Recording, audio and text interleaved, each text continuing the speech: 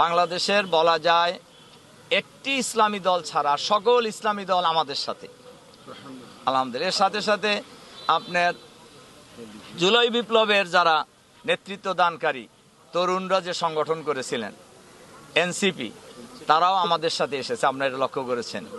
এর পাশাপাশি আপনার মুক্তিযুদ্ধের সাব সেক্টর কমান্ডার, একসময় মরহুম শহীদ প্রেসিডেন্ট জিয়াউর রহমান সাহেবের খুবই ঘনিষ্ঠ সহচর, বিএনপির মিনিস্টারও ছিলেন একসময়, এলডিপির চেয়ারম্যান, এলডিপিও আমাদের সাথে এসেছেন।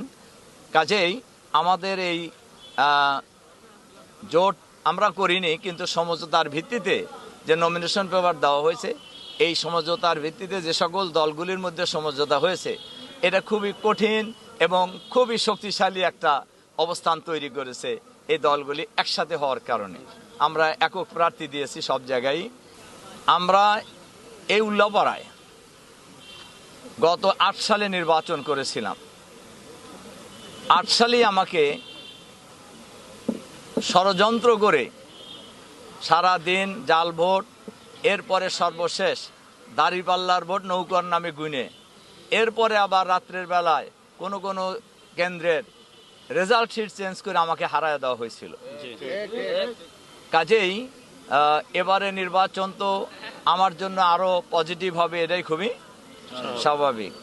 আর আমার যে প্রতিদ্বন্দ্বী, এখন মেইন প্রতিদ্বন্দ্বী তো সবাই, যারা মনোনয়নপত্র কতজন দেবে তা তো জানা যাচ্ছে না, 5টা পর্যন্ত হয়তো আরো অনেকেই দিতে পারেন। তবে আমার কোনো কোনো প্রতিদ্বন্দ্বী 8 সালেও নির্বাচন করেছিলেন এবং আপনারা সবাই জানেন যে ওই সময় ওনার জামানত বাজেয়াপ্ত হয়েছিল।